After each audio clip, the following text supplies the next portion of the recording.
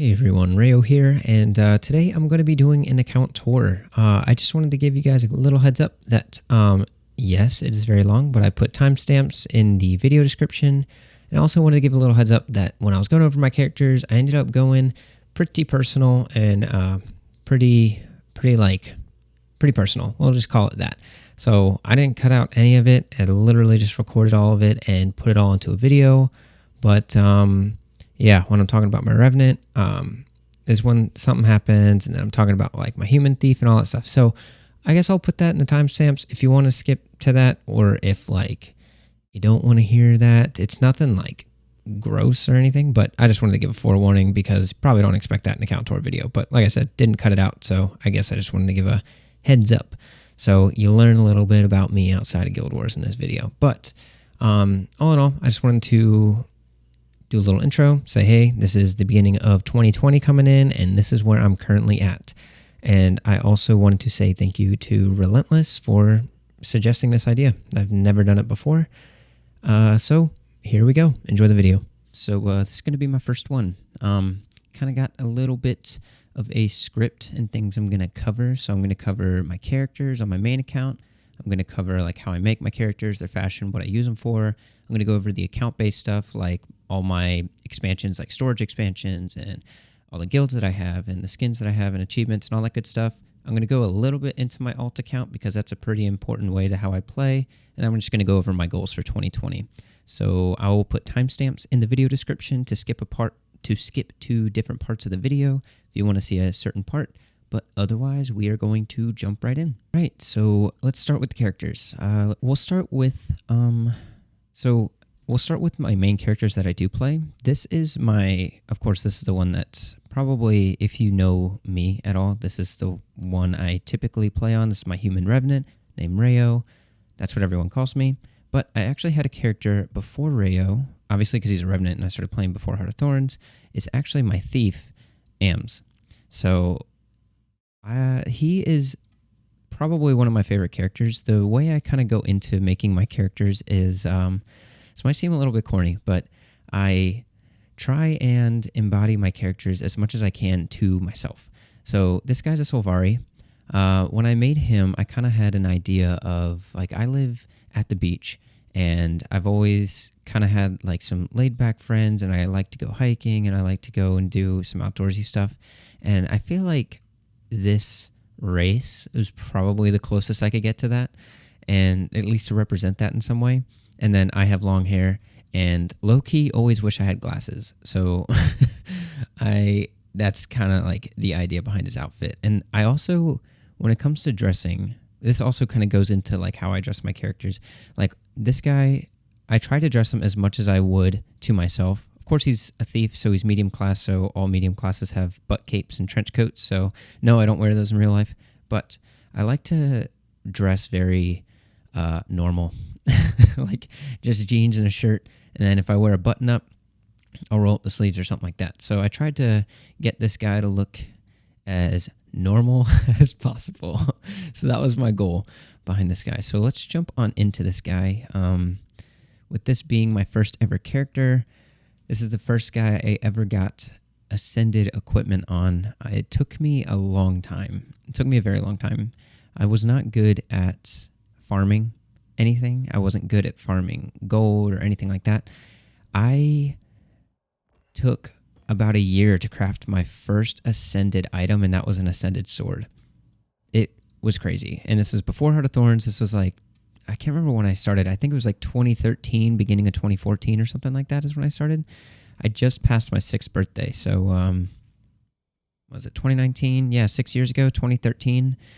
So, yeah, December 3rd was this guy's 6th birthday and also the start of the account. So 2013. So this guy has max leatherworker and weaponsmith. So this is how I crafted my first ascended set, armor set. Crafted the whole thing on this guy. So I don't know. Thief is always something that I've kind of really enjoyed. I just really enjoy how thieves play, and I really enjoy thief in the I've always kind of seen thief as like a really I guess in like a role play kind of way, is like thieves are always in the shadows, they're behind the scenes, but they have a very important job in like a team if they decide to work in a team. And then they also are very solo oriented, and I'm a very solo oriented kind of player. That's kind of why I kind of took to fractals, because I could just solo pug and just jump in right when I wanted to, whereas raids are more of a time investment when it comes to fighting in group most of the time. And it takes a huge amount of team effort, where in fractals, if it really comes down to it, there's a lot of times where if you are disciplined enough or like you know enough, you are able to solo a lot of encounters in fractals, like almost all of them. Not every single thing, but a lot of it. So that's kind of why I really like Thief. Thief and Revenant are my main guys. So this guy, all my characters have ascended equipment just because of how much I run fractal. So I have a bunch of different sets that I can use. So I'm pretty fortunate in that aspect. So he's just running full berserkers. This is the thief that I use for fractals if I ever have to use it in fractals. And I typically run staff daredevil, and I always run with a short bow offhand. I love short bow offhand as opposed to pistols just because it's a lot more carry. And I really like Chuka and Champawat. It's a very neat skin. I really enjoy the skin. It's probably these two weapons are probably my favorite two weapons, I think, in the game. So these are just ascended. I've just reskinned into the legendary versions, but I just really love those. So my second set is just the same armor set, and then I just threw on the Predator or Mozoja's musket and my two pistols just to kind of save inventory space.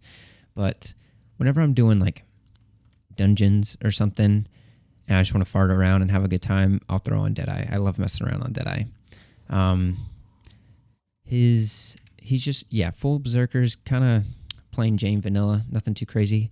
I just do a lot of my, I guess my legendary crafting on this guy. I try and keep it kind of organized with this guy.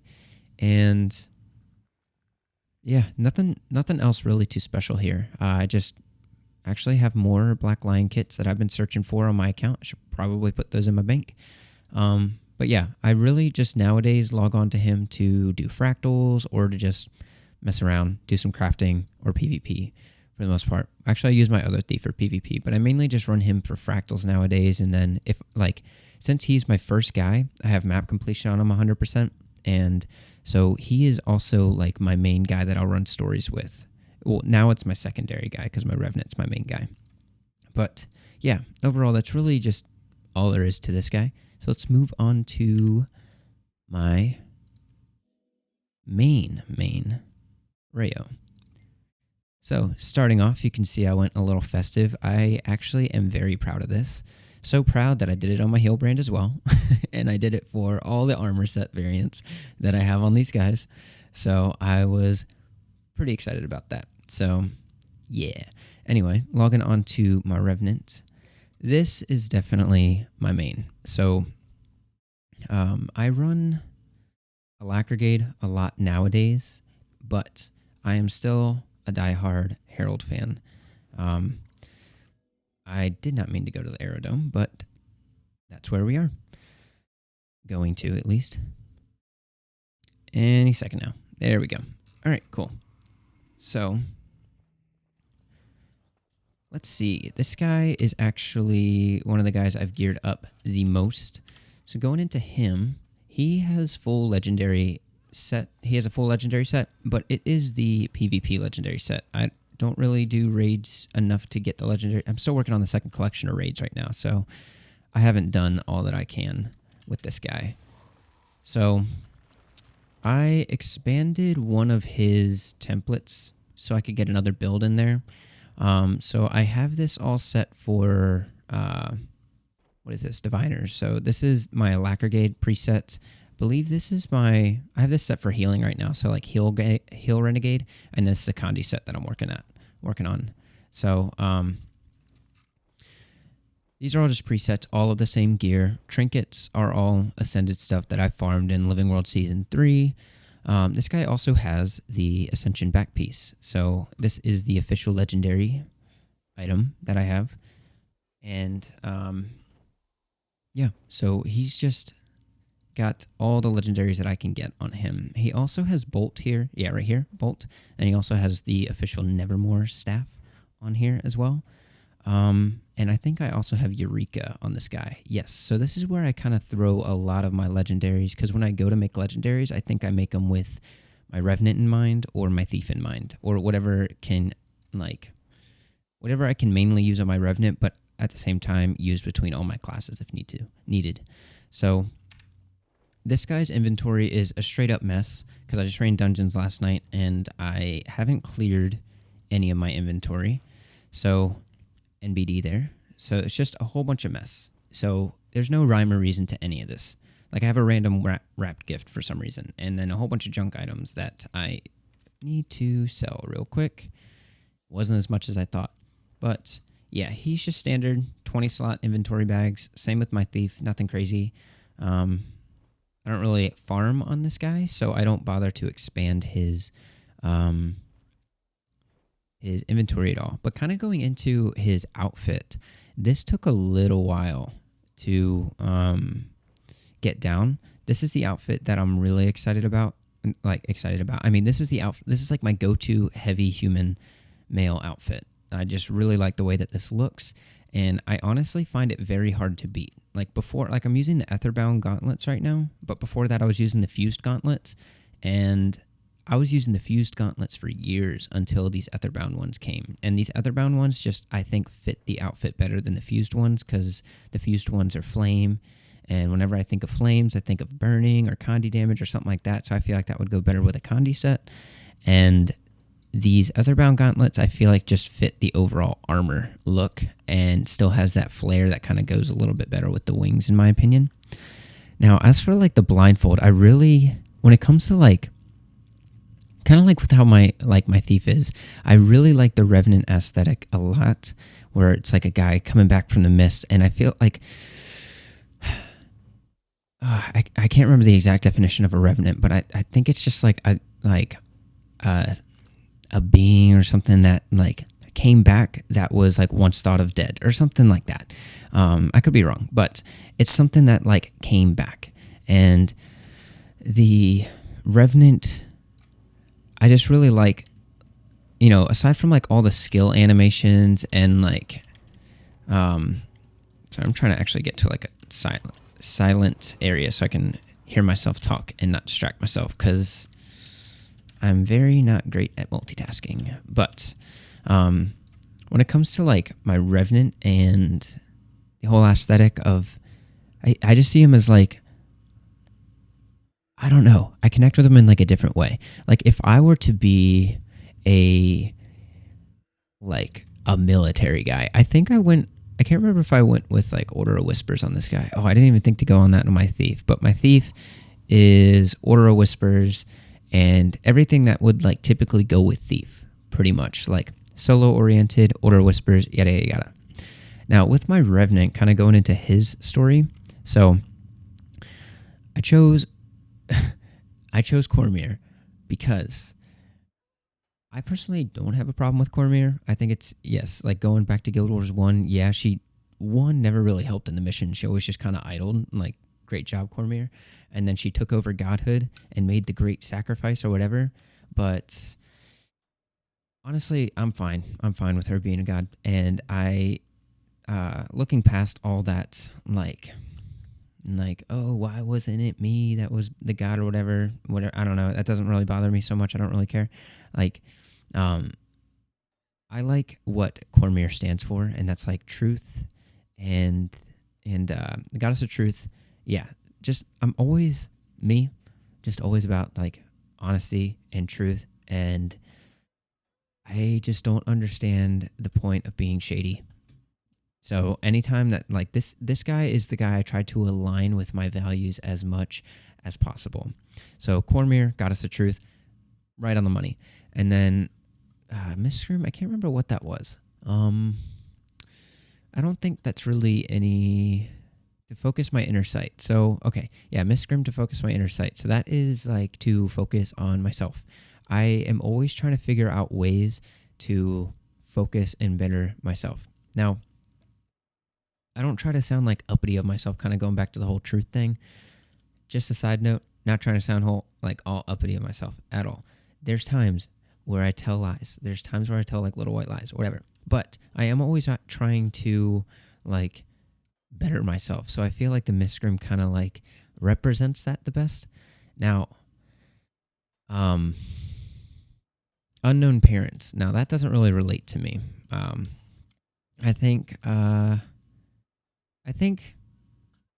yeah, this actually does. The reason why I chose it kind of relates to me, and this is about to get like very, very, very personal. But I'm just gonna say it anyway because I don't want to like lead y'all on and then not say what it means. But so my parents have always been around, but my dad actually passed away some years ago. So there's like been there's like he was very like military and like structured and everything, and I'm way more like loosey goosey. So like what I wanted to do didn't align with like his idea for like a great life and like going to school, going to college, and all that stuff. And so it's like, he definitely in the last few years, or like the last year of his life, he had cancer, multiple myeloma. He ended up, seeing things a lot more from my perspective. And it was very, very cool. Very, very cool. But the whole time, like, I'm a musician, so like I wanted to take the path of like a musician, getting gigs and all this stuff. And his perspective at the beginning was like, oh, music doesn't make money, yada, yada, yada. And so I kind of felt this disconnect between my dad a little bit. Like, not in, like, even though I say that, always had a good relationship with my dad. But when it came to like something at that point in my life that was super important, I did not feel like I had his support on the surface. Like, deep down, I know he was just like worried for me, but what I needed the support in was not really there. And so it kind of felt a little bit hard for me to connect with him on that aspect of my life. But, no, that's kind of deep. Kind of, actually, not kind of. That's very personal. But, like, I don't know. It's just, that's kind of just how I get into what I get into. When I get into... Okay, Shiro, interrupting. I don't want Shiro or Glint to just yell in y'all's ears, because it scares the crap out of me half the time. But yeah, anyway, like, it's just how I play games. I get really into what I get into. When I'm all about something, I'm like 100% in, and I like to wear my heart on my sleeve a little bit. So I don't like to like go out and just blurt about my life, but if it applies to what I'm talking about, I'll definitely talk about it. So all that to say, that is the story behind Unknown Parents. I felt like I had a little bit of a difference between my mom and my dad, because another thing is they were divorced, they both got remarried, but always kept a good relationship with each other, which is something I'm super, super blessed to have. But yeah, there was just a disconnect, and I felt like that kind of was very important to my overall path and like where I'm at today and where I'm going in my future. And so that is a very important aspect into why this builds up in my character. So that is that. So going into nobility. Nobility is, I chose that because, I've never really chosen like rich storylines and stuff. And also, I mean, just being honest, like I'm not like my family's always been like, I guess like upper middle class. So I've had that kind of experience in my life. So I don't want to like deny that I've had a good upbringing and I've been very fortunate. So this is something that's pretty much the reason why I chose that. Dignity is very important. Like anytime that there is an option to choose like a charming response, a a dignitive response or a an aggressive response in the storyline, I always go dignity. Unless it's like Professor or Counselor Flunt. I really do not like Flunt. Like, aside from Flunt, though, I will go dignity. So dignity is, I try and be as middle road as possible when it comes to my decisions. Yes, I am human. I let emotion and I let pride get in the way of my decisions, but my honest effort is always with dignity, and I always try and represent that as much as I can in life. And I try and not let my decisions become emotionally influenced. When it comes to my initial reactions, heck yeah. I am emotionally fueled in my initial reactions and stuff. Like, for instance, PvP. PvP gets me riled up, but that's why I try and not be in a voice call with anyone, because I get riled up. But when I actually sit back and think about stuff and I have to make a decision that matters, I try and do it with dignity. So that's why I chose dignity. And then we've already gone over Cormier and the whole truth aspect and trying to be as truthful as possible in all aspects of life. So this was a very personal character development, and that is why I play on this guy quite a lot. And kind of going into Herald. So I'm spec'd for Herald right now. Aside from just loving Herald, I also just kind of like the idea of Herald. Like, Herald is a messenger, like someone who delivers a message of something. Like the herald of a king is man, I really need to look these up and get an exact definition, but let's just say messenger for short. Could be wrong. Correct me in the comments if you want to. But it's just a messenger of some sort. And so I like to try and be a messenger through my actions. I like to try and deliver I'm a positive person. I like to try and deliver a positive message when I can. I like to try and deliver an action-based method or message if I can. Like, I try and give messages through my actions a lot. So, and one of that kind of like ties into the guild. Like, flat out, not going to go too into this opinion, but I see a lot of people complain about pugs. I see a lot of people complain on Reddit about X, Y, and Z and not taking fault for themselves. They just blame other people. And so my response to that is not fussing at them on Reddit. I highly disagree with a lot of people's strong-ended opinions. I mean, I agree with both sides of the argument, but I don't like it when someone has an argument that's baseless. And I try and speak through my actions that, like, if you have a problem with the way that something's working, then you need to do something about it. And my response to there being no CM training groups for 99 and 100 CM, or no one training fractals, and not no one, but there was basically more people complaining about bad pug groups than there were people saying, like, hey, we're offering training. I decided to make a guild that does so. So that's what I try, and I don't like to gloat about that. I don't like to talk about that too often. I mean, well, actually, no, I do like to talk about that when it's brought up and it's relevant, but I don't like to just go out and brag about it or gloat about it and rub it in people's faces. I just try and do it through my actions. So I just train stuff, and I hope that people can kind of pick up on that, and I hope that people can kind of see that, like, okay, if you decide to make a difference, then you can definitely make a difference through your actions. So this guy obviously has a lot of story and reason behind him. So that is pretty much my Revenant. This is Rheyo. This is me. This is my guy. So this is probably the the guy that connects with me the most, and that's why I play this guy the most, and this is why he is my icon on my channel. So that pretty much wraps him up. So let's kind of go into my other characters. My other character is probably going to be like quick fire, nothing too crazy about him other than like looks and stuff. So we'll just go straight down the line. So this guy, and also Rheyo has 100% map completion. This is like my main storyline guy. Like, my thief is definitely my secondary storyline guy. He was main up until I made my herald, and then my Revenant, I say herald and Revenant interchangeable, whatever. My Revenant has been my main guy ever since. So anytime that I go to rerun the story, I'll initially do it on this guy because this is the guy I like to also. This guy represents another side of me. So these are the two guys that represent me 100%. Now, all my other guys are just like basically mimics of my character.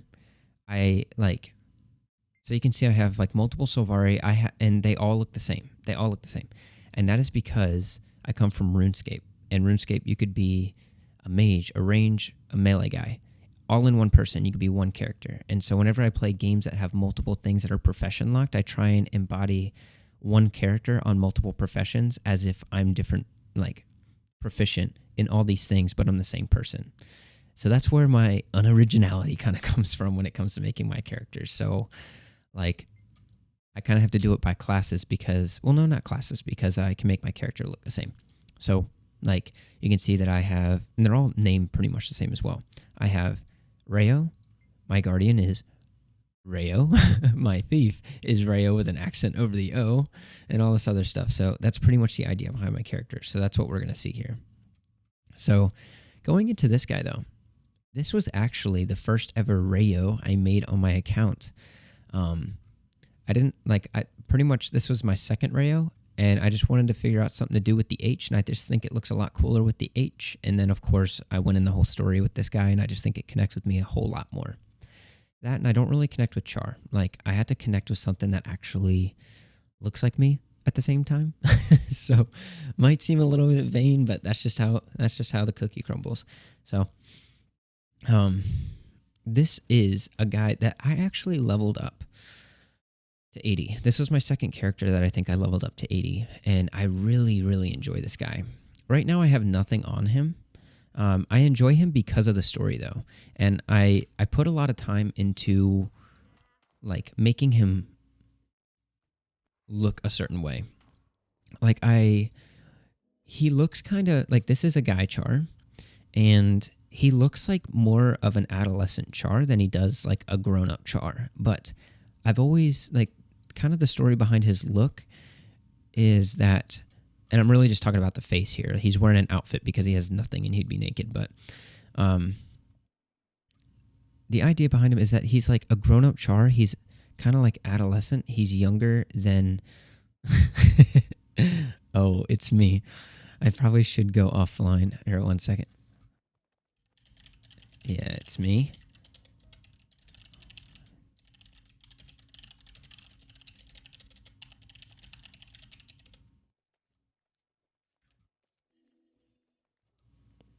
All right. So, yeah, this guy is kind of like cut and dry. I didn't want to make him look too beastly because I wanted to make him look kind of like relatable. Like, I feel like he looks, in my opinion, a little bit more relatable than like a typical Charr that looks like a grueling beast and all that stuff, which fits the whole like Charr, like the whole thing behind a Charr. Like, Charr is supposed to be like beastly and scary and all this stuff, but him, I wanted to kind of make him look a little bit more relatable, kind of like Rocks. Like, Rocks is relatable in my opinion because like I don't know, it's honestly, it's just kind of based on looks, and it almost looks a little bit like humane a little bit more to me. I don't know, you probably don't agree with that, but whatever, that's just it. So he is in the nude. He just has some Winter's Day weapons because this is the guy I've honestly just been doing. Like, I've been logging onto him just for Winter's Day buffs and like my temporary buffs. That way they don't run out. So I'll log on to my Winter's Day dailies and log off. That way I can get the most out of one of these Karma boosters, and as well as the Karma Bonfire boosters. So I'll just do as much as I can on him in the shortest amount of time and then log off. That way I don't have to like redo these boosters every single day. So nothing fancy here, no secondary outfit. Had him traded for Soul Beast because I was going to do Power Soul Beast on him and all that stuff, but like when it comes to Charr, the animations are just a little bit different, which I've been playing Charr on my alt account a lot, so I might pick him back up. But yeah, I mean, just leveled him quite a bit. Done pretty sure. Oh, it looks like I haven't done the last story, so looks like there's still a little bit I have to do with the story. with this guy. Still need to do victory or death and all this other stuff, but he's pretty much done. Like I actually put time into his story. So let's see. Ash Legion, because, you know, Rangers I feel like can closely be related to thieves. And so Ash Legion is all about stealth, dignity, of course. Clawspur, why did I choose Clawspur? My sparring partner, because it's always good to have a nice buddy. A nice buddy that's like on your level. You guys just go back and forth. So I just saw Clawspur as that guy. The sorcerer's shaman. Wow, I cannot say that. Sorceress shaman. Okay, so let's see what my story says. Though trouble may follow me, I overcome it with dignity. I'm a soldier of the Ash Legion, and my warband is family. I would die for them, especially Clawspur. Yes. So he was just my guy, my buddy that was pretty much family. My sire is a sorceress shaman, and I must overcome his reputation, whatever it takes. So I think this kind of relates back to like my dad and stuff. Not that my dad, like I said, my dad was not an evil dude at all. He was a very insanely loving guy. It's just the only thing that I connected with that was like the difference. He was a military guy, and I didn't want to like go through his steps to grow up. I wanted to take my own path. So that was the closest storyline, because, you know, you're only given 3. This is the closest one I found to represent that. So like this guy was a baddie, I'm trying to be a goodie, and then my dad was structured, and I'm more like, I guess, artistic, if that's what you want to call it. So that's pretty much it. I was just trying to live a different lifestyle. And so that's the whole reason behind that. And then Stalker. I think Melandru Stalker. I think it's literally just the fact that it was Melandru. Melandru is like one with the earth. And I just felt like that went like really well with Ranger. Like I feel like that doesn't even need an explanation. That just goes really well with the Ranger. But honestly, that kind of wraps up this guy. Nothing special with the pets. I mean, I just leveled him from scratch. Really enjoyed it, and I'm probably going to pick him back up one day. Now, my Scourge right here. This guy I actually did a little bit of fractals on when Condi Reaper was a meta. Or like when the whole 4 Reapers, 1 Druid was a thing. I was a little bit late to the party. I made a Condi Reaper, and Condi Reaper, like nowadays, no one will take it, like in your average group. But I mean, it just is so easy to carry with because you just have so much life force regen. But anyway, that's kind of getting off the point.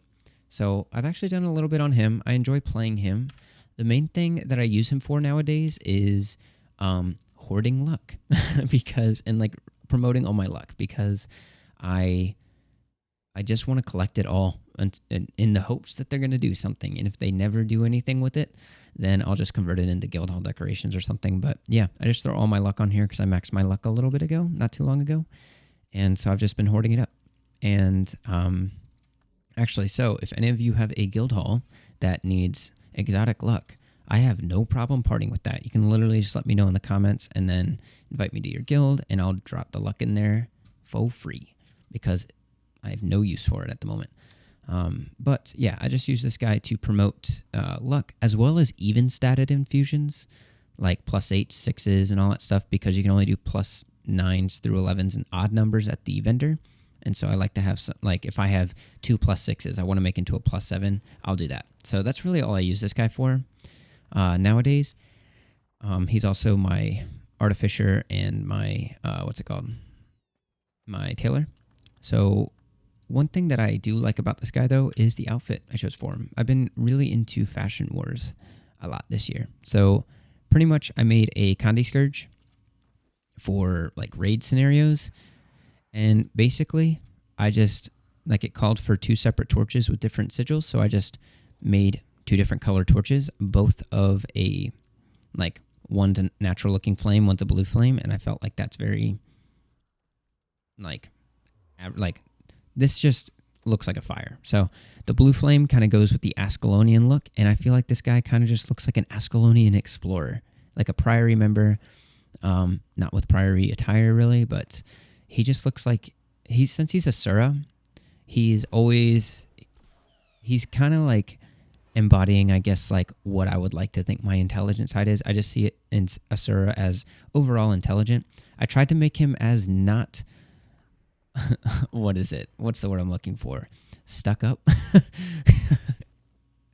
Might disagree with that, but I tried to make him as relatable as possible because I feel like a lot of the Asura are just known for they're the smartest and everyone's dumber than them. So I tried to make him as humble as possible, but I don't know how, like, not speaking about characters, I'm just saying like the Asura race in general, like not like players and stuff, but I just tried to make him as humble as possible through the storyline, but there's still a base layer of arrogance. I feel like that just comes with Asura in the storyline, or like the cutscenes and all that stuff. So that's just my experience, or my opinion on the Asura. I don't think I went too crazy. As you can see, dignity, pretty much chose dignity on everyone. Synergetics, honestly, just because it was green. Infinity Ball, probably just because I thought it was cool in green. And then Zynga, I think. Zynga, I chose for a specific reason. I think it's just because she was very happy. And I can't remember her exact, like, description, but she was just very happy, and I like to be optimistic in a lot of ways. But yeah, that's really all there is to this guy. He's just a little Ascalonian explorer. Now, this guy is the thief that I farm on. It's just another version of Rheyo. He's just the thief embodiment of my main Rheyo. That's really it. So it's kind of just like my Sylvari thief, but just not Sylvari, just the noble version, I guess, like the human version of him. Let me see if I chose the same storyline. No, I chose Commoner. And I chose Dead Sister. So that is another. This is chose Cormier, Dignity, of course. So this guy I've actually wanted to progress through story as well. And so kind of going with this, I chose another personal aspect. So Subterfuge, just because thief. That's really it. Another personal aspect, though, is this. Now, I lost my sister back in high school, and I was 16 at the time. She was just halfway through her first year of college. She didn't get trampled by centaurs, but she got into a car accident, and so it was a very hard time. And so as this being another version of myself, I just took it to another personal level. And when I take it to personal levels like that, it just helps me really connect with my character. And when I connect with my character, I want to play my character more, and I want to actually continue and play with my character. So, call it roleplay, whatever. That's just how I like to play. But yeah, this guy is my farmer. This guy actually, I didn't buy any bag expansions, but I got some 32 slot bags on him. For some reason, I have an 18 slot. That's not right. I don't need that. I need a 20 slot minimum. So I need to fix that ASAP. But yeah, this guy I just farm. You can see I have all my boosters on here, or at least a good amount of them. But I extracted them off for my Mesmer for the Labyrinth, because farming with GS Mirage was pretty strong in the Labyrinth this past year. But yeah, like whenever I did Istan farms or something like that, I always use this. But that's pretty much the cut and dry here. I haven't gotten through all the story on him. I would like to eventually.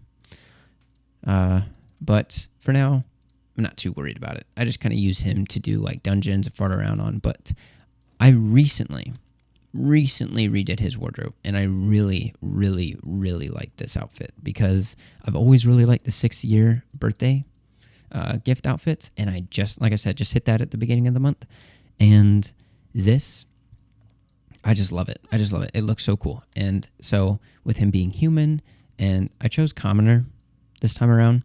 I probably should have chose Nobility, but I just kind of see this as like the Queen's Guard, but like the male thief version of Countess Anise, I guess. I don't know. I just feel like he looks just like a regular guy, but, you know, thieves, like I said, they work in silence, and they play an important role, so that's kind of the idea behind this guy. He is normal on the outside, but he is a guy you don't want to get on the bad side of. But yeah, that's his story. He just has Marauder's gear because this is also the guy I do PvP in World vs. World on.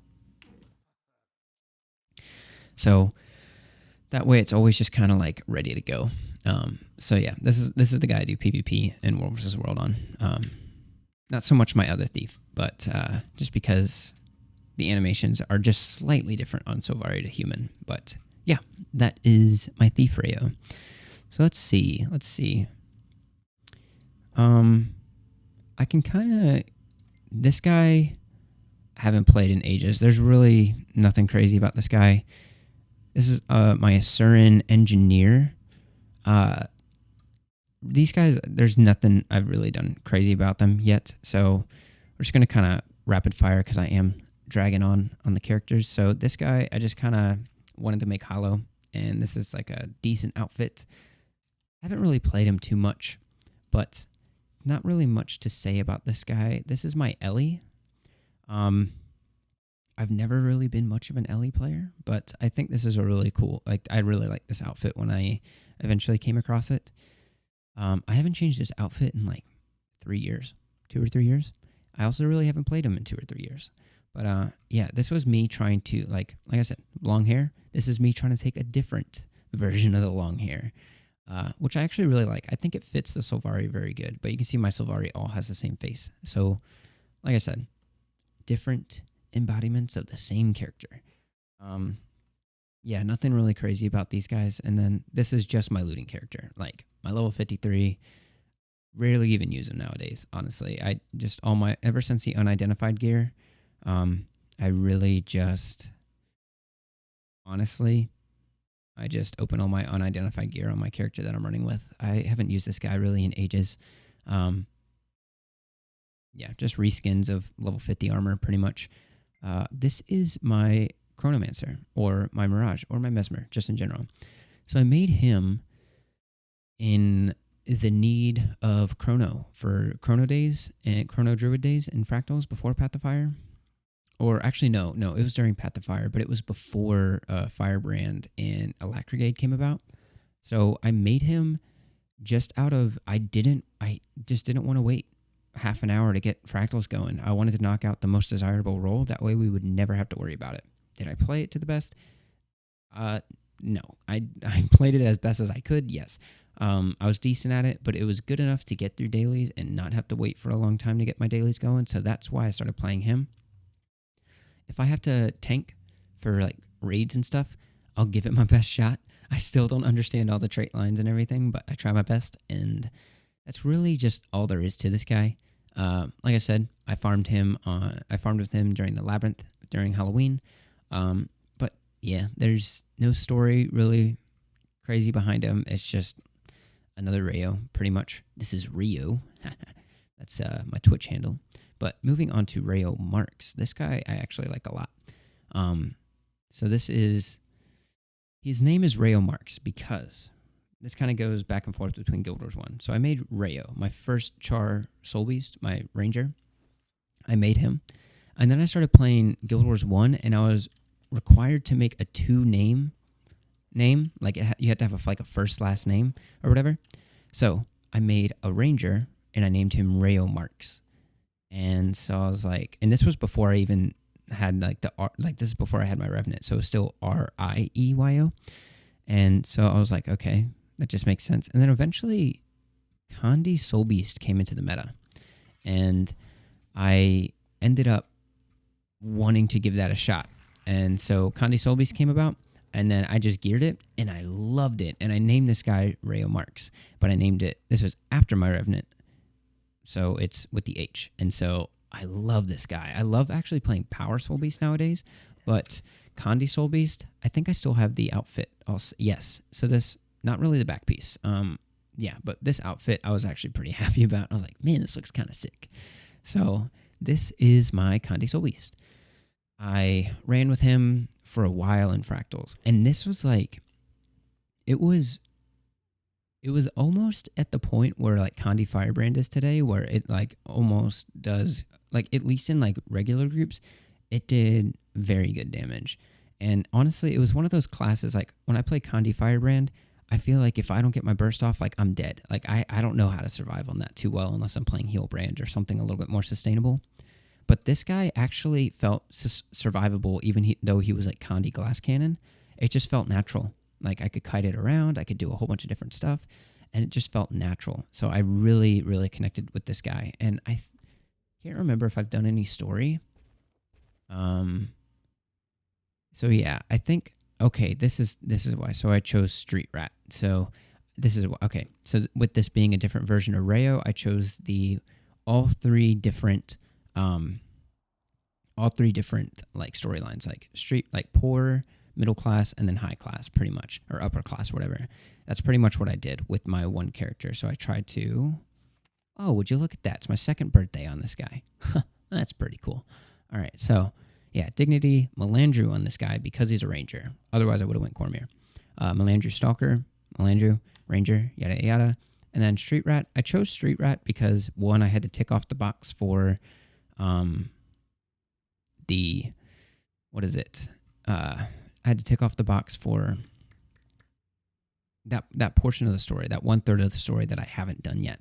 And then also because, and this kind of goes back with my thief, and this is why I chose middle class probably, because I had to tick off the box, but also because you have like different perspectives at different income levels. And this kind of goes in line with, I volunteered a lot with a mobile homeless organization around here. So I've met and hung out with a lot of people who are homeless and have gotten to know them.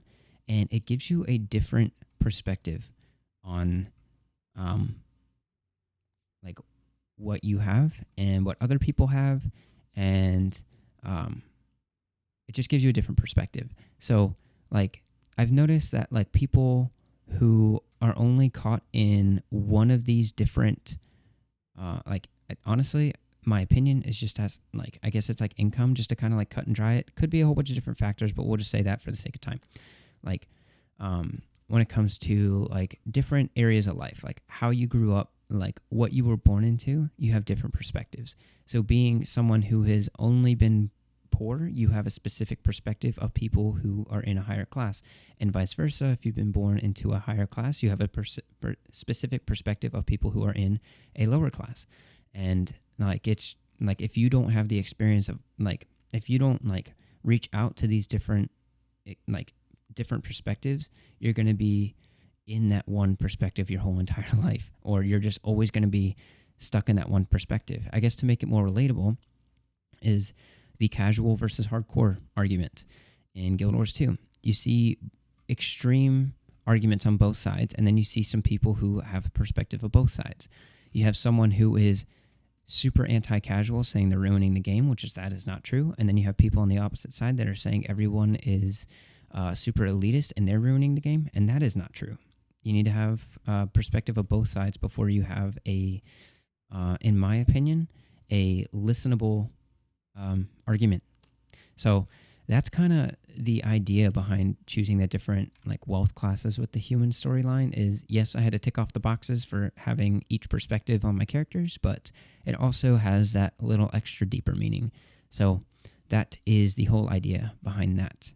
But overall, the idea behind making this guy is I've always liked the aesthetic of a ranger.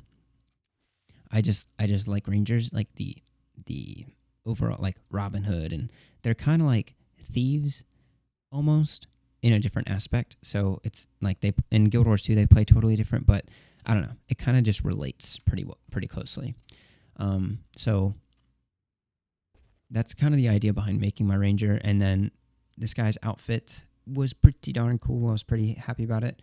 It's Zodiac. Got lucky with the wardrobe unlock and got the full medium Zodiac set, which was super cool. The Hollowsmith pauldrons, the Warbeast Gherkin. It's got to be Jerkin because it's not a G. Bloodstone Visage, I feel like fits just because he's Kandi. And yeah, I just feel like that makes sense. And trinkets, yada yada. I still have pretty good AR on this guy, so that's good. So I could still use him for fractals. And then the power variant. I love Power Soul Beast, and I am super excited with this set. So I got the Firebrand Ascended Axe collection done, and then Bolt. I just reskinned that. I feel like that just fits. Like, I don't know how I came up with this. I think I got these gauntlets, and I wanted to figure out something to go with them on like all my characters, so I just went nuts. And then I also got the Tier 2 World vs. World medium boots, and the Tier 2 version of the World vs. World armor is just like worlds better. It's got this like sheen, it's got more detail, and it's not as flat. Like, it's got this kind of like matte, glossy kind of look to it that the Tier 1 doesn't. Like, the Tier 1 is just like flat out matte, and it doesn't have any like sheen to it. So it kind of like looks different in certain lights. But I feel like this all kind of flows together pretty well. And so I was really happy about this. And then I also got Exordium. This was like another reason for like redoing his gear, making him look nice, because I got Exordium, and this is what prompted me to start Power Soul Beast, because Exordium, this is my favorite skill with Exordium. I did not get a good visual of it, but like the block just turns the greatsword into a giant sword, and it just looks so sick. Looks so sick. So we'll see it here in a moment. Boom. Like, that just looks awesome. I freaking love that. Like, that is just the reason behind it all. So that's just why I did that. And then, of course, Quiver, because he's a ranger. It just makes sense. But he's not using any bows. But in case he needs to use a bow, he's got a quiver. So he's set. But yeah, and I just got really into the Fashion Wars. Now that I've kind of gotten a decent amount of skins to play around with, I've been getting really into Fashion Wars lately. So that is my Soul Beast. All right, let's wrap up these other characters. I've done... Okay, so it looks like I really just have two more. So my warrior I played through, I leveled him up 1 to 80. I think I went through the whole entire Tyrion storyline, but I think that's it. This is just my heavy, like, banners. When I need to play banners, I'll play this guy. Same story, though. Like, I'm not going to go into his storylines. It's probably similar to my human Revenant and all that stuff. So, similar to all that. This is just a decent warrior-looking outfit that's not, like butt cape-ish, like everything. It's kind of like a short kilt-ish kind of look, like an armored kilt. I feel like that makes sense. And it's also, Sylvaris have, like, the weirdest thing going on at the waistline. Like, some of the like, pants will almost come off like a drink tray, like in front of, like, at the waistline. Like, actually, I'll pop on this guy and I'll just show you. It looks like you can set your coffee, your dinner, or anything like that on your waistline. It's kind of nuts. So this is also the only like, what's it called? Like, the pants that I felt like made sense, that like actually lined up with the end of my character. Like, it just, like, it sums up nicely with his chest piece. So going into the wardrobe, perfect example is the illustrious ones. Look at that shelf. Look at that shelf. Like, it just, let me hide the weapon so you can see that. Like, look at that. It looks like I'm wearing pants that are just way too big. Like, it's like I'm a waist size 25 or 26, and I'm wearing like a 38 size pants. But I'm not wearing a belt, and somehow they're just like floating in place. Like, I got invisible suspenders. So that's why I chose this outfit, because it's probably one of the only ones that I felt like fit. But yeah, that's really it. Nothing crazy story-wise with this guy. So now that I hashed into ArenaNet Sylvari leg pieces, this guy, Guardian, like, cut and dry, looks exactly like my Revenant. So that's really the cut and dry with this guy. He's just my heal brand. I've been maining him a lot lately, and I got festive on him. I got super festive. So him, I play like heal brand, Condi Quick brand if we need to, and minstrel brand with like minstrel tank and all that stuff if I need to. But yeah, that's kind of the cut and dry with this guy. Nothing special. Oh, he also, like, Okay, this I'm actually happy about. He's got the Toy Maker's backpack. Like, this guy is full on kitted out for Christmas. Like, I am coming to deliver your presents in place of Santa. I am Santa now. This year, I am Santa. And so, like, I don't know. I typically don't do this, but, like, I just got excited. I think I saw these rhymed weapon skins, and I just dumped gold on all of them.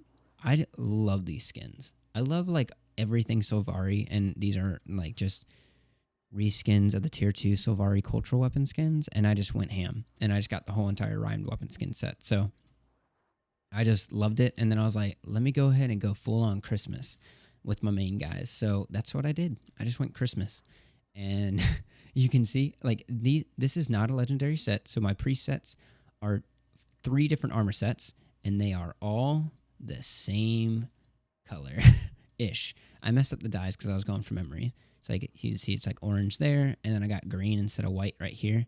So same idea though, same idea.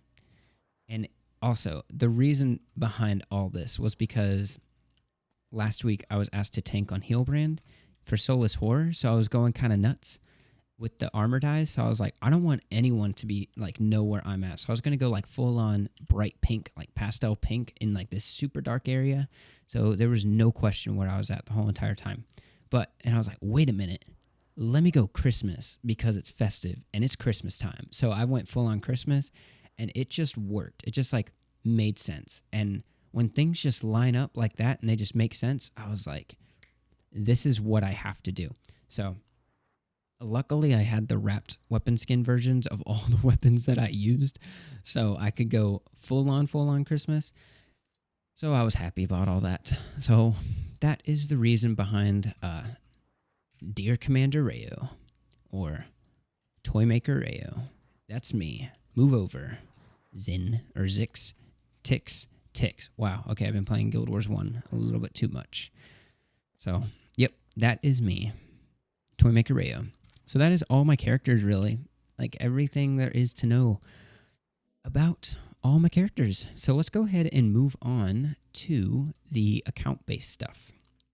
All right, so kind of getting into the account side of things. So we'll start off with all the expansions and stuff that I have. So when it comes to like my expansions, I have, I'll probably have to, well, actually, you know, since I'm in my home instance, we'll go ahead and start with the home instance. So I'm working on, this is a goal that I probably would want to have. I don't know about 2020, but this is just something over time that I'm casually going for, and that's filling out my home instance. So I have a decent amount of nodes. I don't have the whole 9 yards. I have a couple ore. I have a couple like the truffles and the gathering stuff. And then I honestly don't have any of the plots yet. I have not done the collection for cooking yet. I haven't completed that. I have some of the Living World Season 3 stuff. I think I might have all the Living World Season 3 stuff. I'm not totally sure. I have the Petrified Wood, Bloodstone, Winterberries. I have... I'd really hate to think about it unless we come across it. But yeah, some of the newer things like the Eternal Ice, Hatch Chili Pepper, Winter's Day Tree, pretty much have all the account stuff that you can get, like these things from, like all the easier things to get, like these Crystallized Catch and Airship Cargo. Definitely have all that. I have Mystonium, Leather Rack, nothing crazy. Pretty much all of the pretty easy stuff to get, as well as some of the Living World nodes. And whenever I get a node out of the Black Lion chest, or whenever the Black Lion chest is offering certain nodes, I will try and get them at a lower rate. There's actually someone in my guild that actually does that and suggested me to do that as well. So I am doing the same. Or at least I'm trying to every once in a while. I mean, I'm kind of low on gold. Well, it's a decent amount, but it's not a lot to really invest in for my home instance, because home instance is very, very expensive. So that's pretty much my home instance. And then kind of going over my inventory bags and my expansions. Like whenever I farm money, like from anything, my first thought is convenience over legendaries or anything like that. Like I like being flexible, and I like pretty much everything to just be as convenient as possible. So when I have these shared inventory slots, I can put this white mantle portal device. So whatever character I'm running fractal CMs on, I have this available. The portal stone, I use it for my key farms and stuff. I just teleport right to my portal or right in here, and then I run straight out. Mistlock Sanctuary, I want to have all these things like ready to go because I don't have a bank access contract yet. That is going to be a goal of mine. I would love to get that, but it's also very, very expensive. And I've never had that much gold in one sitting. I think it's like 4.5k gold. That is so much. I have a Mystic Forge conduit. So I used to use this a lot for like sigils. Like luckily I have some runes and sigils, but basically I used to just like when you salvaged, it wouldn't go into the lucent moat stuff. It would just go in, you would just salvage the sigils sometimes. So I used to forge those and try and promote them into like valuable sigils. Like there's some runes and sigils that are good for key farm characters that'll give like power and precision. Those would go for, I think those still go for like 15, 20 silver or something like that. You could also get some exotic sigils and runes that would go for a gold or so, which is just a nice little boost. It's tedious, but that's really the reason why I got it, and also to help with inventory management. And then I have my gathering tools. That way, whatever character I am doing anything on, whether it's map completion or whatever, I have these tools ready to go. So that way when I equip them on, ideally I would have like some axes as well. That way I don't have to do what I'm about to do and go into my character panel and re-equip it. I got this Molten Alliance pick a long time ago, like before I got the Watchwork pick, side note, and the Watchwork pick offered this Watchwork sprockets, which I needed at the time for the Spinal Blades back pieces.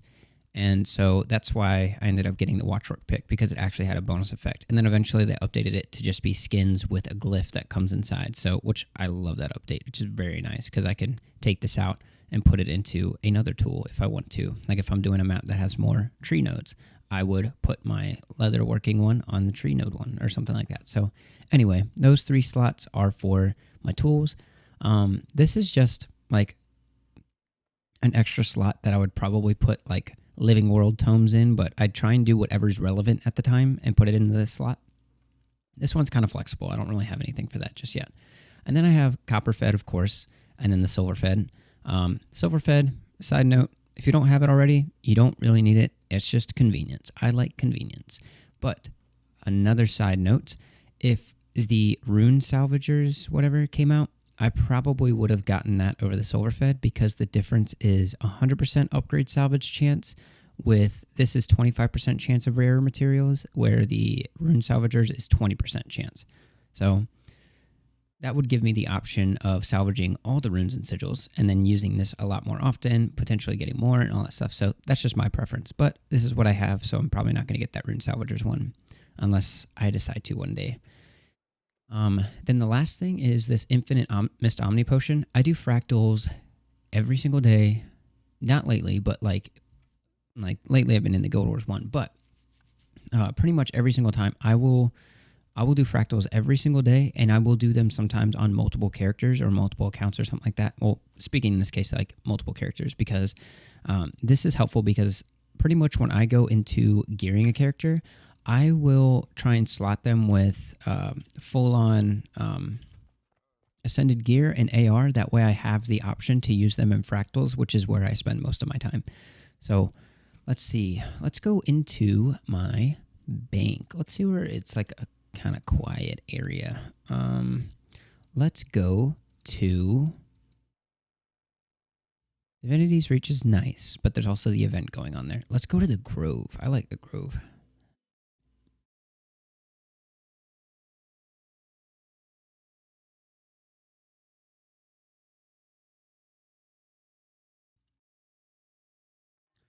Honestly, just kind of like all things Sylvari for the most part.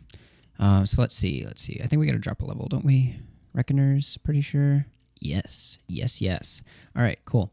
So going into my bank. Pre-warning, did not do any organizing prior to this, so it's going to be a mess. But here's my bank. So I am starting to build up my raid tokens on this first tab.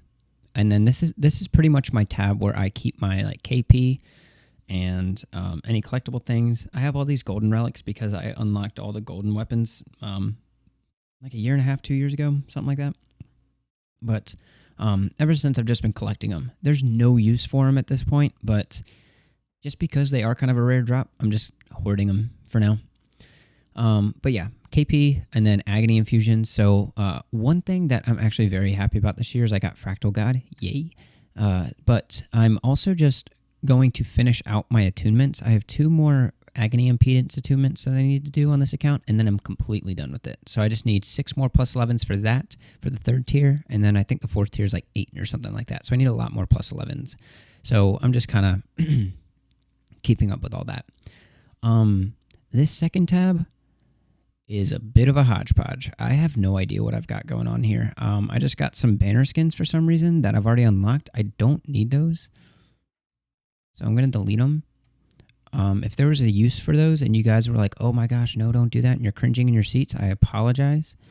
But fuss at me in the comments. But okay, so I have some Serpentine Jewels, Mini Professor Muse. I collect these guys, kind of like I do with these golden relics. I have more in my personal guild bank, which I'll get into in a moment. But yeah, this is, I guess, I'm still working on the second tab here. I think I'm going to try and make this like a consumable tab. But moving on to the next tab, I have a lot of treasure maps, keys, these things. I hold on to these whenever I get these. So this is another reason why I use the Mystic Forge conduit, because you get these like medallions right here, these level 65 green ones. You can promote those into these or like an orb, and then you can use 25 of these plus some ectos to make amalgamated gemstones. And so every time I get them as a drop, I just hold on to them, and then when I get 25 of a stack and then 25 of some orbs or whatever, I will throw them in the forge and get some gemstones. Now these are material or guild hall decorations that I'm hoarding onto because we have a lot in our guild. I think we have like something like 15k. We have a lot. We just have a lot that we do not need. Let's see. Like, oh, yo, I think someone did us a huge favor and condensed all of our shards of ocean. Unless, nope, they're right here. Just kidding. Okay, 16,000 right here. And then we have a whole bunch of chunks and all this other stuff. We have hollow dancers like crazy. So we do not need like anymore. So I'm just holding on to these. I'm probably like, if we ever do need them, of course I'll use them. But apparently people buy these on the Guild Wars 2 exchange Reddit. So I might sell them, but I also don't use Reddit too often. So we'll see. But that's that. This is just some crafting stuff. One of these days, I'm going to finish all of these Ambrite weapons and finish that collection. That's just something I want to knock out eventually. But this has been sitting in my bank for like 4 years. So who knows when that day is going to come. Moving on to the next tab. This is like the upgrades tab for sigils and stuff. And then a little bit of crafting. So these static cores, I'm going to start collecting like I'm doing the Mini Professor Muse and the Golden Relics once again. This is some Winter's Day consumable stuff, so I'll move that up there. This is a raid collection item for, I think, one of the trinkets for wing 5 or 6 or something. I don't know. This is just an Orichalcum inscription I got from Rheyo Marks, minis from Halloween, and then some inscriptions I've gotten from collections, and then this is just like legendary crafting stuff as well. Down here is like holiday event stuff. There's no reason for me to really keep this back piece other than the fact that this is the actual back piece from the collection for the Mad Memoirs. So I'm keeping it specifically for that reason. I do not need you, Bandit Deathmark. I got these Dragon Fortune fireworks. I got some more consumables that I'm going to throw up here. Oh, this is good. Account tour vid and also a bank sorting vid. And I got some Sabbatha, Super Adventure Box, Sab stuff that I got going on here. Spear Marshal, teleports, consumable stuff that I'm not going to put in there yet because there's not 3 spots, so it feels weird. Black Lion chests, I just hoard them. And runes. These are like untradeable runes for the most part, like aristocracy, I think is how you say it. Forgeman, stuff from dungeons and stuff that I might use, might never use, but just have it just in case I decide to. And then these next 2 tabs are Ascended equipment. Now this is going to be like weapons and trinkets and such, and this is armor boxes. Runes of the Scholar, you belong there. So I used to have a lot more ascended chests, but like I said, whenever I have the option to like fill out a gear slot on one of my characters with ascended, I will. And there's been 2 instances this past year where I've had like an overage of chests because they used to not stack, so it was filling up multiple tabs and I just didn't have the space for it. Like, wow, okay, guy who runs fractals every day problems, but but I just salvaged stuff to see if I could get lucky, and no, I didn't. I didn't get lucky with like any inscriptions. I got like one sellable. I got like 20 or 30 gold worth of sellable stuff from salvaging like 40 boxes or something like that. So don't do it, kids. It's not worth it at all. But yeah, so this is just, I'm just once again collecting my boxes until I get like a new build that I need. But ideally I'm going for legendary on my characters if I need to. Funny story with the minstrel stuff. This right here. So this last Friday, I mentioned earlier in the video with my heal brand that I was playing minstrel heal brand tank for Soulless Horror. And I had to make minstrel gear, but I had all the boxes. I had like defenders and healers and all this other stuff. And so I totally forgot. I totally didn't even think that they upgraded the selectable stat stuff. So before even checking the selectable stats from the gear that I chose from, I made this stuff. This cost like 69 gold, Lamau, but like I just have it now because I didn't actually need it because you can get minstrel from healer's chests and defender's chests. So that was a waste. So now I just have this stuff just chilling in case I ever need it. But unfortunately, it is not tradable either. So yeah, that's why I have that. Funny story there. End of that story. But yeah, just some boxes and then legendary achievement thing. I'm pretty sure Transcendental Ink. Ascended salvage tool. That's good. That's good. That's really all there is to that. This is like boosters and my key farm tab. So this is like my level 10 gear that I use. Right now I'm on warrior. I used to use thief a lot and then I wanted to change it up a little bit. So I did warrior, but I might swap back to thief if I ever do key farms. I think I said this in my my plans for 2020 video, but whenever I feel like I have to do something over and over or like do something monotonous over and over, I feel like I kind of get bored really quick, unless there's like a goal to it. But if there's not, and I feel like most people can kind of relate to that, but I don't know. When the only motivation is money, then I have a hard time sticking with it. So, I don't know, because in this game, like, I don't really need money for anything. Anything else after this is just convenient stuff, which I'm really content with where I'm at, so I don't really have a need for most other things. And having a crap ton of money is not really a desire I have. I don't really care about that. So, but yeah, this stuff is kind of collecting dust. I haven't done that in a really long time. But yeah, just a couple other boosters that I haven't used. I don't want to use these yet because I don't really farm too much right now. But when I do, I will use these. And then lastly, this is just all the crap you get from login rewards and those Black Lion login things. Supreme Runes of Holding. I'll make another 32 slot bag here pretty soon. So the reason why I have these is because you can see I have this ecto gambling thing right here. This is my excuse to do ecto gambling, so I can get a free merchant on the go and just sell stuff, which is helpful, yes, but I spent more, like probably more in ecto gambling getting this than it would have been just to get the merchant consumable, like the permanent merchant contract. Like I think the permanent merchant contract is a fraction of the price. So I just wanted an excuse to knock this off because low-key I am like a completionist, but I'm like a casual completionist. Like it's not the end of the world if I don't get everything done, but if I can knock it off the list, then heck yeah, that feels great. But yeah, that's pretty much why I have these. I got some convenience passes. This one's from Path to Fire. The airship pass was the first one to ever come out, so I got that. And then Mistlot came out, and I was like, oh, I'm a fractal guy. This is perfect for you if you run fractals. So, yeah, there's really not much else here. Just some Black Lion stuff that I've gotten. The Scarlet Briar's Journal, I'm not getting rid of this because this is from Season 1, and I don't know if you can reclaim it. I think you can from, like, there's like a merchant in Lion's Arch that will let you reclaim some stuff from Season 1 and like and other untradeable things for 1 laurel, but I don't feel like doing that because I'm not, I still have empty spaces. Random empty spaces, but I still have empty spaces.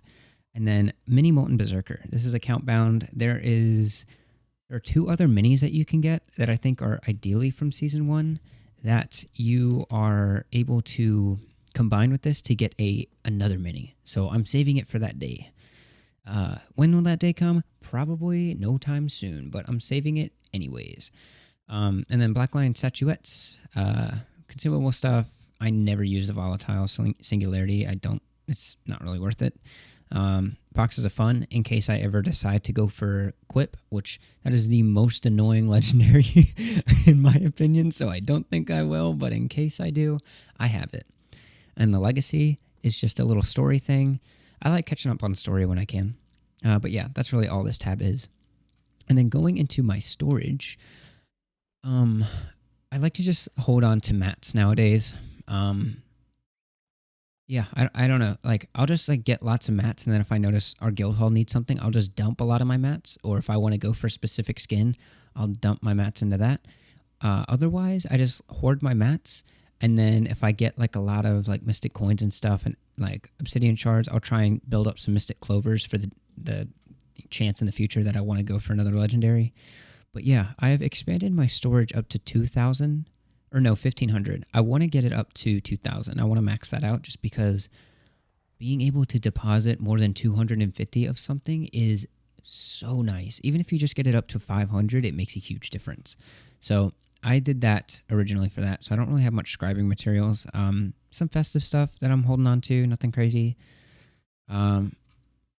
Food items, I feel like that, of course, fills up because a lot of them are very cheap. Gems, okay, so like orbs and stuff, this kind of goes in with amalgamated gemstones and with these crests. 25 of 3 types of orbs, or 3, like if I had 75 barrel orbs, I could do a stack of 25, 25, 25, and then some ectoplasm to get some amalgamated gemstones. So anytime that I can transmute into orbs or anything like that, I will do it. I try and promote my materials as much as I can, as like so long as it's like cost effective.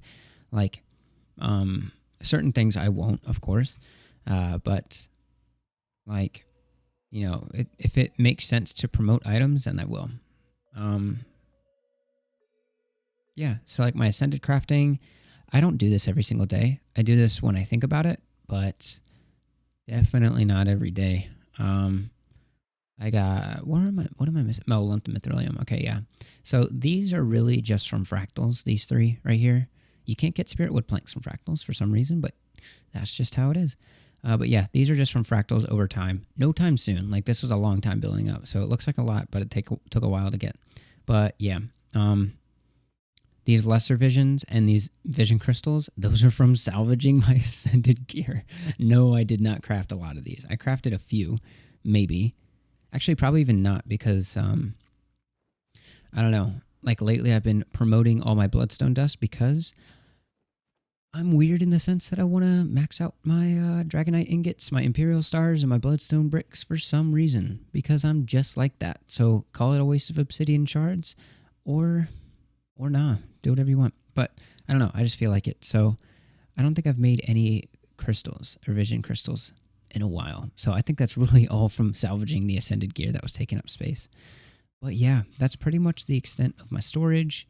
Take a quick browse through skins. I'm definitely not going to go through all of them.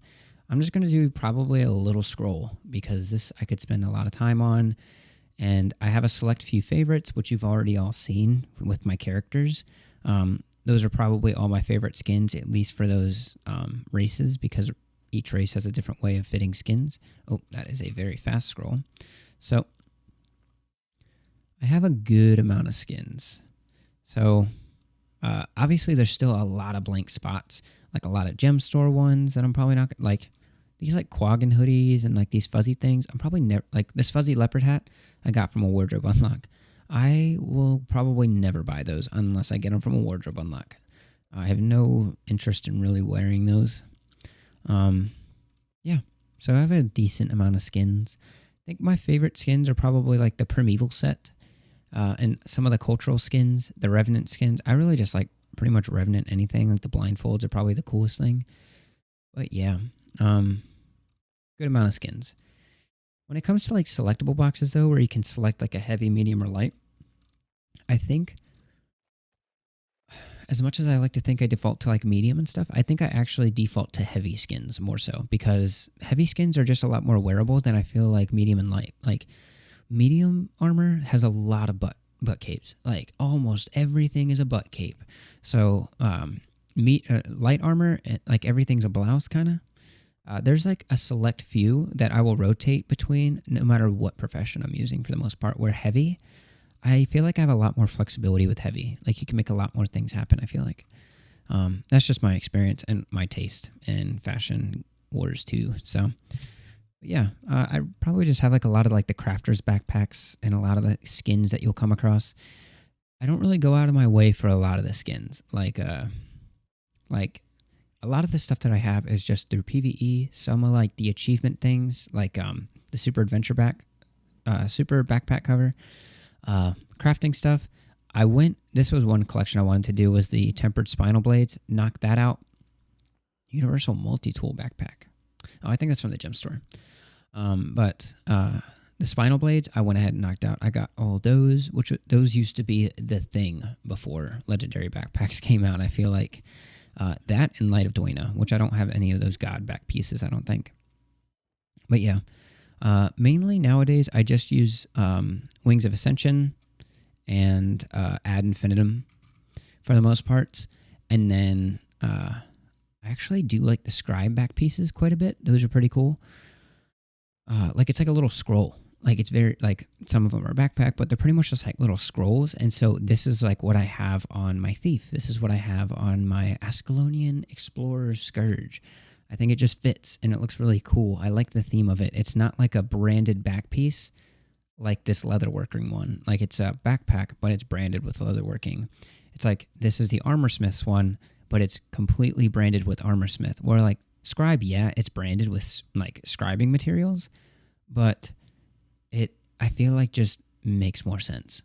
I don't know how else to describe it. I really like these skins a lot. They're just cool. They're just super cool. Going into my weapon skins, kind of the same story. There's a crap ton I have not unlocked compared to armor skins, but that's understandable. Like, I'll kind of just, whenever I see something is kind of cool, I'll go for it. I'll try and get it myself if I can. One thing that I do with weapon skins, though, is like the Black Lion skins. Like the Black Lion, like these Crimson Lion, for instance. During Lunar New Year's, these things tanked so hard a couple years ago. They tanked to like 5 gold a piece. So you complete that collection at 5 gold a piece, and that costs you times 16. That's like less than it wasn't 5 gold a piece in total. I think in total the collection took like 100 and something gold, but then when you complete the collection, you end up getting 7 Black Lion tickets, and if you use those on your current weapon sets, like you can exchange one of those tickets for like a minimum of like 35 gold.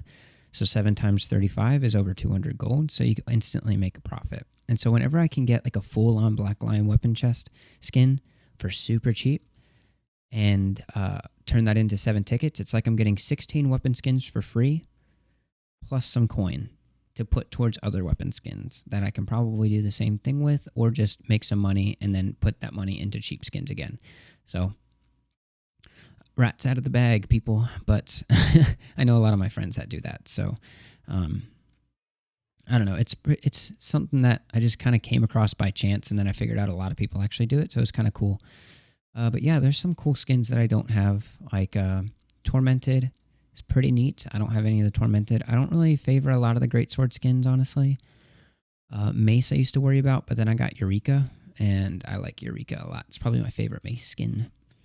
But yeah, I mean, I'm not crazy about going and unlocking all the skins. I'm not like super all about that.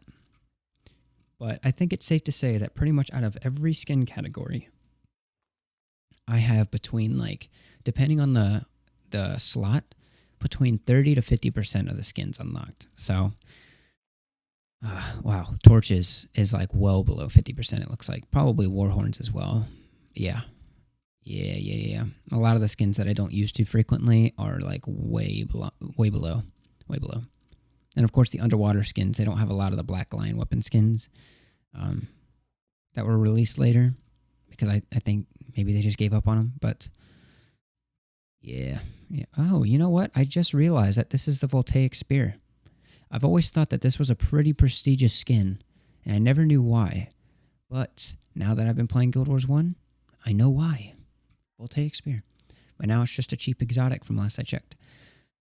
Outfits, I definitely don't have a lot of outfits. Ascended Arene clothing outfit. I'm an ArenaNet partner, so I got this. Casual clothing tonic. Mentioned at the very beginning of the video, I dress very regular, and I feel like this is a sweet outfit. Y'all might be like, dude, that's plain, but I think it's awesome. I love it. I got this from a Black Lion chest. Pretty cool. I don't know if I'll ever use it, but it's pretty cool. Duena's Regalia. I'm not really, honestly, much of a fan of wearing anything that screams alignment with a god. Unless I'm like full-on role-playing, which I've never done, then I'm not really much about that. So I'd probably never wear this outfit. But once again, I got that from a wardrobe unlock. I thought this was the sickest thing when it was released, so I got this on both my alt account and this account because I thought it was super cool. Hardthorns, got that from the merge of, I mean, everyone that was playing at the time got this. So for those that might be new watching this, there was a merge to make Heart of Thorns free when you get Path of Fire, so now they're bundled. So everyone who was a vet at the time got this outfit, so yippee. Hexed outfit, this was my first ever outfit, and I thought this was awesome. Like the first Halloween that I ever played during, I saw so many people running around with this, and I was like, man, that looks so sick. How do you get it? And then I threw on some candy corn cobs, and I got it, and I love it. Oh wait, no, that's Matt King's outfit. I thought this was just like super cool, and I wore this on my thief for a long time, long time.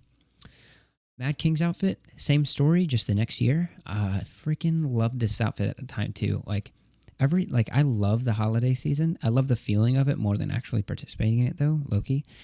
Now out in the open, so I guess it's high-key, but I don't know. Whenever I kind of like dress up for the season, I get more into it. And the year that I got this, I was just like all about the fall. And ever since, I've been all about the fall. So I love this outfit. I don't wear it so much nowadays, but I remember the time that I got it, and I loved it at the time. Real Guard outfit. Pretty sure this is just like a verify your email outfit. I don't think I've ever worn this for more than 2 seconds. Sentinel outfit. I think I also got, like, some of these outfits, I think, yeah, 3 of these. This one I got from a wardrobe unlock. This is one that I actually wanted when it was released, but I never wanted to buy it. Because although I think outfits are cool, just the fact that you can't customize them, I like putting time into my character's looks. And the fact that you can't customize them, like these aren't individual armor skins for each section of the armor, it really kind of puts me off a little bit from wearing them. Like, I think it's cool that other people wear them, but I don't really like, it doesn't appeal to me wearing it, if that makes sense. And the Sunspear outfit, that is just for getting the, ooh, look at that. Oh, did you look at that? So, it's just, I don't know, it's just what you got from getting Path of Fire. Miniatures, honestly, I just unlock them as I go. Nothing special with any of these, except for one. Liadri was cool. When I saw that people had Liadri, I was wondering for the longest time how to get it, and then bada bing, bada boom, 2 years ago, they made the gauntlet come about. So I was like, yes, I can get Liadri. So I got Liadri. So the other thing is the Stardust Jackal Pup. The whole entire Jackal set. Like the promotable account, or the mount minis. I went ahead and I just finished that collection. So for the longest time, I would use, where's he at? That is not it, but that icon, that does not look like an imp. Maybe it does, I don't know, but to me, whoa, here we go. Nope, that's silver. But pretty much, it's just a celestial being looking of this guy. I'm going to see if I can find it. He should be here. Oh, it's right here. There he is. So I used this guy for a while. I thought he was really cool. Like when I played RuneScape, I used to just like drop my money on stuff to show how much money I had. I'm not so much about that nowadays. Like the stuff that I wear is actually because I like it. Like, I mean, I think you could tell that on my thief because he's wearing rogue armor. That's like that's like the craftable rare set for medium class that you even get as drops. So, I mean, I just like stuff that actually like has a theme or looks cool. And it used to be all about how much money I could I could flaunt, but I don't know. That doesn't really have any value to me anymore. So, like that though, I say all that because the Stardust was kind of expensive, and I felt weird getting it because of that reason. But at the same time, I was like, dude, it just looks sick. So I went all out. I just went all out on that one, and I really enjoyed it. Really enjoyed getting that mount skin. Let me see if I have any other account things like, oh, here we go, guild bank. So this is my guild list. I'm in a friendly social guild. They're all very cool in here. And then my guild, Mislocked and Mislocked. This is the EU version, the NA version. This isn't my personal storage. We've just upgraded the guild hall, so we have some stuff. Yippee ki yay. And then, I mean, I don't use that for personal storage. I have this one, Living Image. That has a reason behind it. I'll just explain it. I mentioned earlier in the video that I'm a musician and all that stuff back like when I was explaining the story behind my Revenant and stuff. So if you skipped over that part, you can kind of go back and listen to that. But pretty much Living Image is a shorter version of one of the names of the songs I wrote called Living in the Image. So that's where I got this. And the icon is a lion. I love lions. Lions are just sick. I don't know why. I've just always loved lions. So that's why this is the way it is. And it's my personal guild, and it's got all my alts in it. So we can all use the same thing. So heck yeah, it's missing one alt, but my other alt, I'm planning on doing a like leveling up series on it. So that's why I'm going to kind of cut him off from the world a little bit. But yeah, so this is my personal storage. So these are some skins that I bought with those Black Line tickets that I was explaining earlier from completing collections. Tattered Batwings I got from Halloween. These weapon coffers I invested in a little bit, but I think they've crashed a little bit, so I don't think I've made any money. Just some minis, some worthless stuff, and then some consumables and stuff that I've literally just been collecting. Like I mentioned earlier, I collect these mini Professor Mews. I am working on my third stack between this and what's in my guild bank. So any rhyme or reason? No. I just do it because I want to do it. So otherwise I just trash them. And I feel like that's a waste because this guy exists. He's here. See? He exists. He is a mini. And just because he's mini doesn't mean he doesn't matter. So, just kidding. I mean, I just hold on to him because there's a ridiculous amount that are given, and I just want to... I don't know. I just want to. Same goes with the exotic luck. I guess I'm a little bit more of a collector than I think I am, but it's only for pointless stuff. Like stuff that really doesn't make any difference. So that's what I collect, is stuff that doesn't matter. So yeah, that's really that. I think that really goes over all this, like the flashy stuff that I have. Okay, going into my achievements. So I have almost 6K achievement points. I'm not really much of an achievement hunter. I've just been playing for 6 years. I slack on my dailies constantly. So here's where I'm at. My permanent achievements, about 15,000. My daily is 10.4K. And I started the game, like I said, 2013. So I was around for some of the monthlies. I honestly missed the monthlies. The monthlies were really cool. And I feel like that was, although people complained about like just achievement hunters jumping into world versus world and all that stuff, which I totally understand. I mean, I totally get that, especially if you're playing a competitive game mode. At the same time, I felt like that was kind of cool. I feel like that you could get a little bit of a like some experience of different things, and it would give you a reason to return to that game mode every month, should you if you chose to. It also gave you something to work on outside of just a day. Like it gave you something to work on every month, like a series of things to work on every month, which that I feel like that's a comfortable pace. Like daily stuff, I don't want to play every day. I don't want to do the same thing every single day. But over the course of a month, yes, I will definitely knock out some stuff. Like I like the things that I can like wait, because I'm very much a procrastinator. I like things that I can kind of like wait to the last minute, and if I want to catch up, I'll catch up. Like the day that I feel like it. Like, and monthlies were kind of that thing. I could bust them all out in one day if I wanted to, or I could do it over the course of a month or whatever. But that's my opinion on monthlies. But I thought those were pretty cool. But yeah, I slack on my dailies often. There's a lot of mixed max achievements that I don't have. Like, I haven't done any of the meta achievements for. I say I haven't done any as I'm scrolling through these, and I'm pretty much like nearly done with a lot of them. But like a lot of these achievements I've just completed as like some of them I went out of the way to complete, some of them for mastery points, others just because. But like, I mean, look, even in season 3, I've only completed the first 2 meta achievements. I'm close to some, but I just I don't really have the desire to finish them. Even Heart of Thorns, the ones that I did do were season 2 and all of season 1 meta achievements, like these historical ones, all the ones that I could compete in at the time. Like this used to be the Halloween one, Blood and Madness. The meta achievement was A Sweet Friend, and that got you, let's see, it got you a corn cob and 25 points. But these are pretty much related to the annual achievements nowadays. Like, let me see if any of these are actually like, oh, here we go. This is what I was looking for, all the way at the bottom of the list. So Battle for Lion's Arch, like season 1, like this is cool. This was cool. So, like, I went out of the way and I made sure that I got all of these done.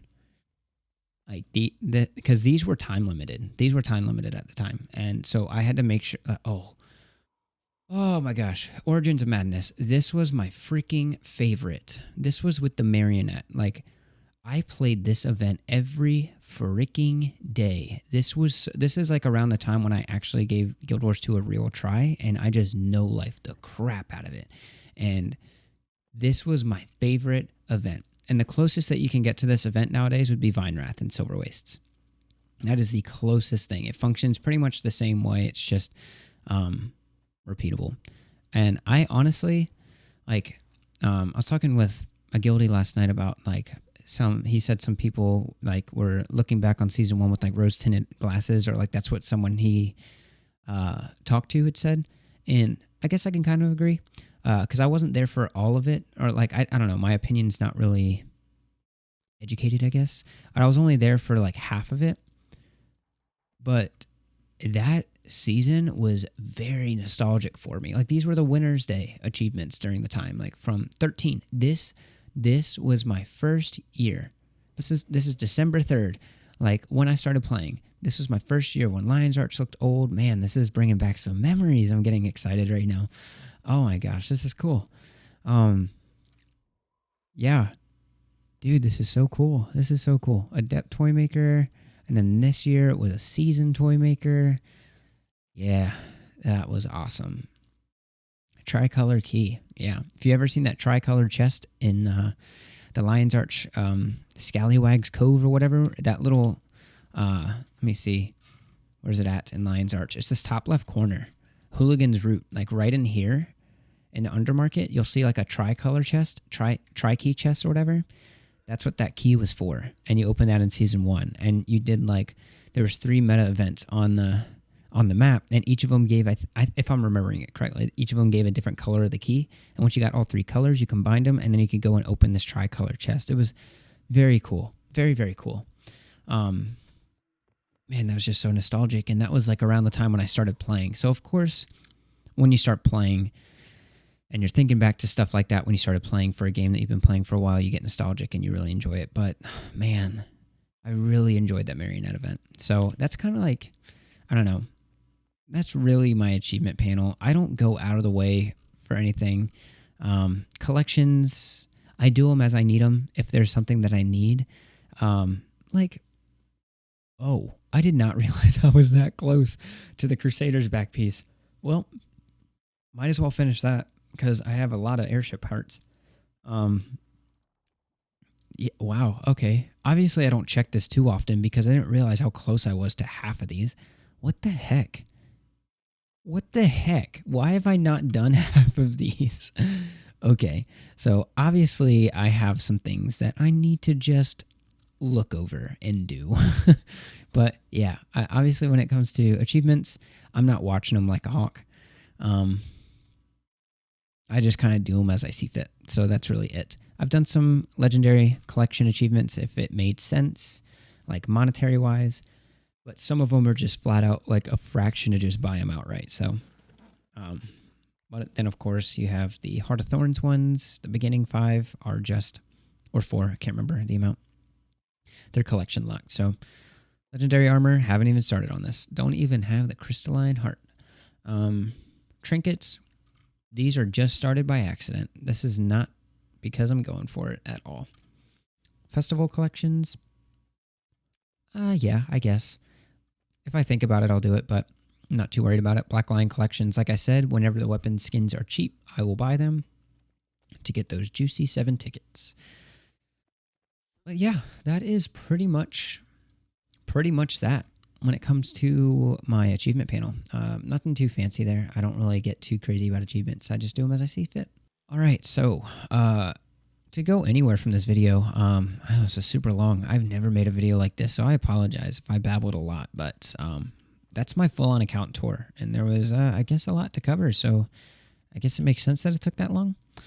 But yeah, my goal for 2020, I have them listed out right here. I really just have 3 main goals and then 2 extra ones. My first one that I'm actually currently working on that I mentioned that I'm going to do in my last video is I'm working on Gods Walking Amongst Mere Mortals and maxing my Hollow Monuments in Guild Wars 1.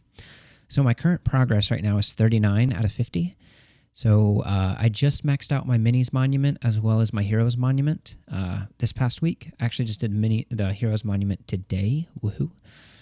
But yeah, I want to get all 50 points. I want to get Champion of the Gods, and then I also want to max out 30 titles on Guild Wars 1 on one of my characters at least, and get Gods Walking Amongst Mere Mortals, because that's something I never thought I was going to do, and that's just, I always thought that like titles in Guild Wars 2 were very unnecessarily lengthy, but now that like I've gotten more familiar with the game, I understand why, and I understand what, like, where they come from and why they are the way they are. And like, it's just, I want to knock that out now. Like 6 years into the game, and I've been going back in Guild Wars 1 for the past over a month now, and holy crap, have I been enjoying it so much.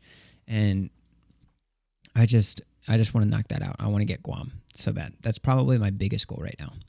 My secondary goal is to become fluent in raids, because I also mentioned that like in like we can see like in my account storage, I was building up all my raid currency. So that's also kind of like a track of how experienced, like my personal experience. I know that you get multiple per kill and stuff. Like this is probably from 1 kill of Deimos. I've killed Deimos multiple times, but I've consumed it for guild decorations. Sue me, but like I don't know. This is like a good way to track my progress with each boss, and like my general experience. So, I mean, if I only have between like 1 and 5 tokens, I probably only killed it once. So I'm just going to take the extreme end of the spectrum. Every 5 tokens is like 1 kill. So ideally, if I get like, I don't know, anywhere between like 40, 50 tokens, I'll pretty much start knowing enough about the boss to start organizing an encounter myself and maybe teach a couple people. And so my goal for getting fluent would be, first, do the bosses. I need to actually start going with my guild a lot. It's just I participate in training multiple times a week, and then I want to spend time with my family and all that stuff as well. And the time of night that all our events for ratings come on is like right when we have dinner, right when we all are spending time. So I don't want to like lose a lot of my time there. I want to have that time free, so I got to just figure out some times at work.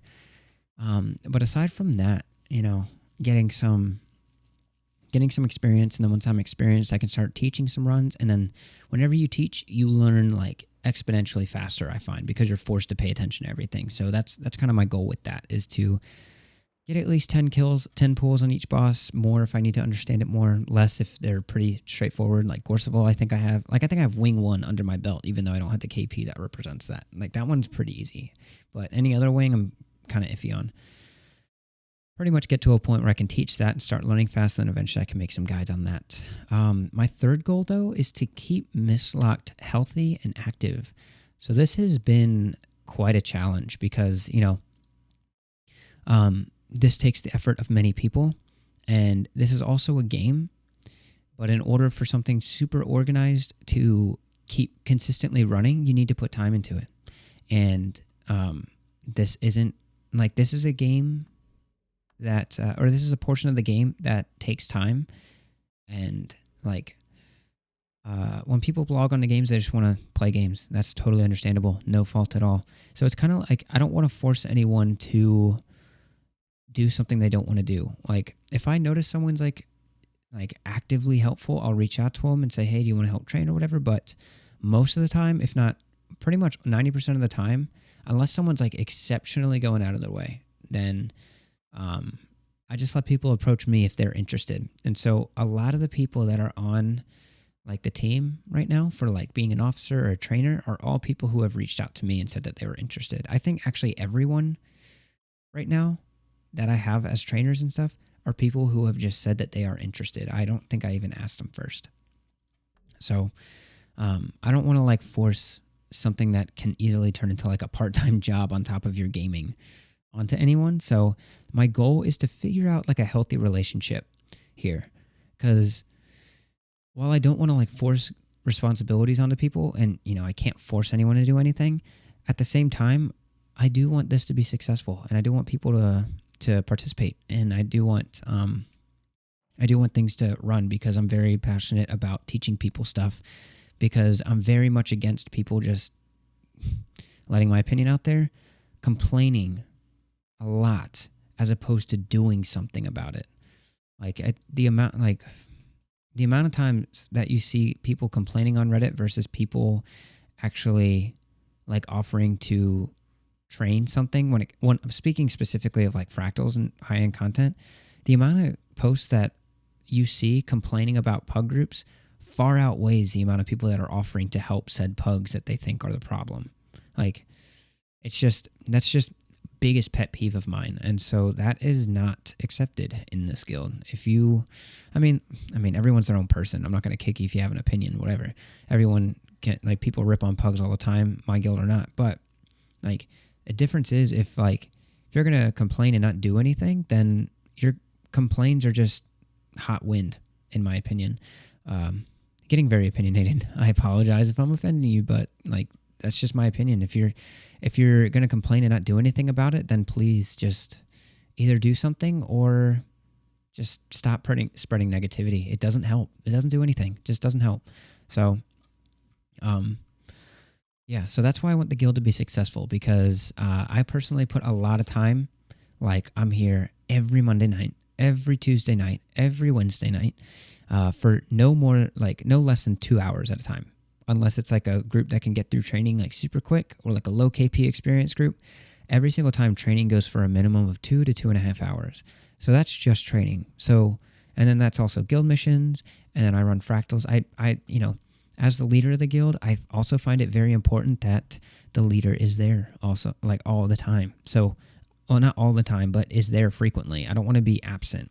And like, especially because now I'm like really into Guild Wars 1 and I'm just really appearing for the trainings, I have to make sure that I don't miss trainings, because I have to keep my presence there. Like last time I decided to not really play Guild Wars that much, and we let the training slip. The guild pretty much died out and went inactive for like a year and a half. There was just nothing going on. And a lot of that has to do with because I wasn't around and I wasn't like ensuring that things happened. So my biggest goal this year is to just make sure that that does not happen, which as long as I just make sure that doesn't happen, that's pretty easy. But I also need help, because otherwise we're always just going to be stuck at this level. And I want it to be more active, and it can be more active. But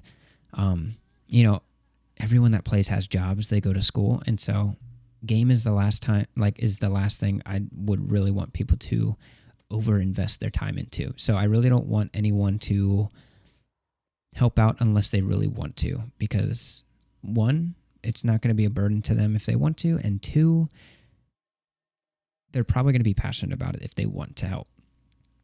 So that's kind of my stance there. So if you're listening to that and you want to help out, just let me know, and I'll tell you what like our requirements are, or like our expectations are, and we can work something out. Like if you're a busybody, then I totally understand that. We have a lot of people that train that are working 2 jobs that aren't able to do it right now, and that's totally fine. Communication is the biggest key. So if you're interested in training and you have a time restriction but you still want to train, then just let me know.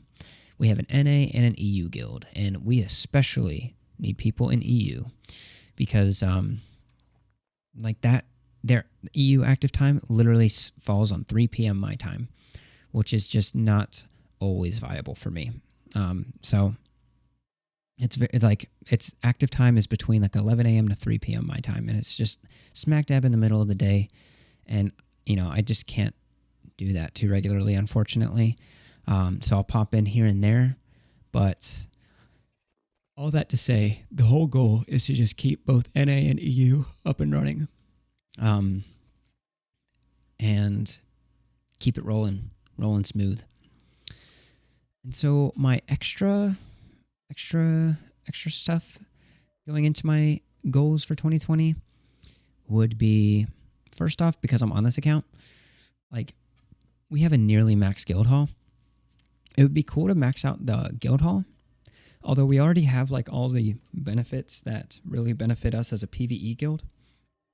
But it would be cool to have a super like themed guild hall. Like, dude, I remember Doror posted his guild hall one year for King, and it was like all Sab themed, and he went to the top of the guild hall, and dude, it was so sick. I've never been like crazy about like guild halls or anything, but then when I saw Doror's video, I was like, that is, holy crap, that's awesome. So like, if I could, like, well, not just me, that definitely would not be a project for just one person, I don't think, but like, if we could get like some people together and get like a super sweet idea for a guild hall and make it something like cool to, like, we have actually one of our dudes, Pika, has been around since before the guild even started. Man, Pika's awesome. He made this little jumping puzzle, this iconic guild hall jumping puzzle.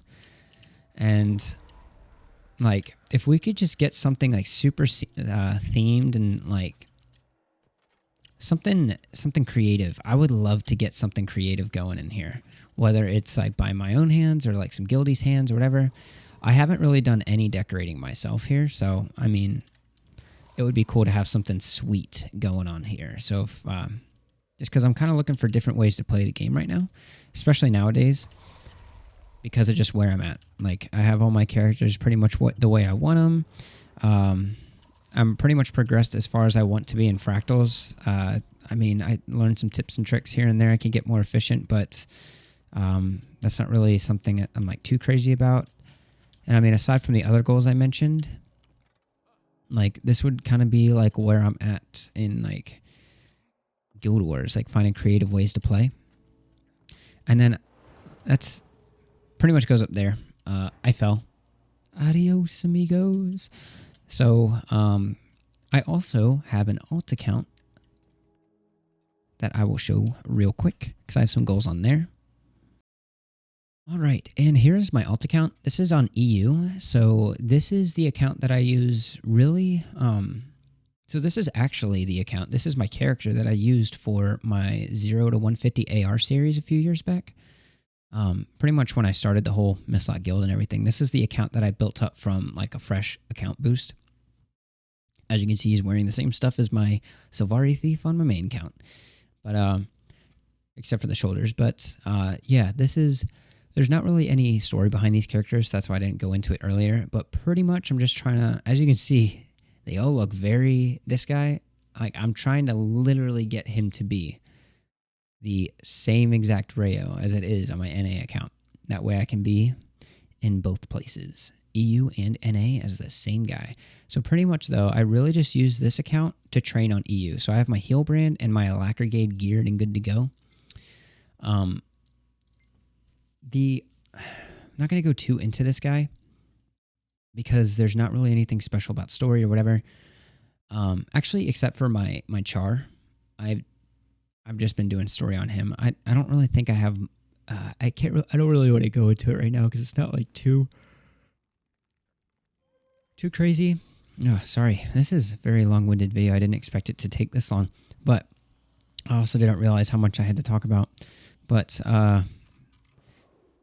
Yeah, so this guy is just for... What do I have? Oh, it's his birthday. Second birthday. What's up? Cool. I got so many second birthdays going on today. So basically, this guy is just EU based. This is the EU Rheyo. And then the other guy is the heal brand. So yeah, like I just said, I just use this guy to do fractal trainings and run some CMs on. So really my progression here has really just been fractal progression. So I've got some ascended boxes, got lucky with the red infusion, and I've got some unstable cosmic essence from CMs and stuff. So I've really just been doing that stuff, just been doing fractals on here. That's really the cut and dry of it. And then story for like mastery points. But that's really the extent of it. So my goal on here would be to get Fractal God. So I'm already currently working on Mist Attunement 1. So I'm kind of getting there with the relics. I've got there the integrated matrices. I'm working on the plus 13. I have enough for a plus 13 on my main account. So really my main holdup is just these normal relics and the fractal journals, which I think I just need to do dailies for like 5 more days to get those journals. So my biggest holdup is... for Fractal Attunement Tier 1 is just those fractal relics, which, like I said, I haven't been working on this guy a lot lately. Actually, I don't know if I said that lately, but yeah, I haven't really been playing on EU lately so much. So I'll have to swing away to kind of figure out a time that works. But yeah, that is pretty much the cut and dry of my whole entire account and really double account tour, I guess, technically. So yeah. This is, that's me. That's me going into 2020. So I know this was super long-winded. I hope you guys enjoyed the video. But yeah, I guess just to wrap it up, if you want to see more content on my channel coming through this year, I'm going to be focusing on, I'm going to focus on some Guild Wars 1 videos, focusing on like Guam and like Guam progress and Hollow Monuments progress, maybe, because I'm kind of getting close to Hollow Monuments, so I might start that a little bit, but some Guild Wars 1 stuff, fractal guides, and then hopefully raid guides. Raid guides would be nice if I can get into that this year. But that, I'm just going to leave it at that, because that just sounds reasonable for 1 year, along with like doing like owning my own business and all that stuff and trying to work in like real life stuff. So like that just seems tangible. So I'm going to leave it at that. Just those 3 main goals. But if you have any like guides that you would want to see me do, just let me know in the comments. Let me know if you enjoyed this video. And I can do an account tour every once in a while, or like at the beginning of every year, or at the end of every year, whatever. Because this is actually kind of cool. I've never gone through my account like that. So that was actually kind of fun. But yeah, let me know if you enjoyed it. If you want to see more content on my channel, go ahead and subscribe, hit the bell icon so you know when I post a video. And then make sure to follow me on Twitch, because I'm going to try and get Twitch started this year. Hopefully, I'm going to do my best to try and get like a regular streaming schedule. But like I said in my last video, I'm going to try. I'm going to try my best. But videos, I'm just going to take it one step at a time, and videos are where it's at. So, but yeah, make sure to subscribe on Twitch and follow me on Twitter for whenever I post new videos. I'll be posting there. Yeah, and if you want to get into the game in 2020, then I have some partner links sponsored by ArenaNet in the video description. So if you want to get started with Guild Wars 2, those links will benefit this channel, so you're more than welcome to use them. So thank you guys so much for watching. I will catch you guys in my next video. Once again, I am Rheyo, and I'll see you later.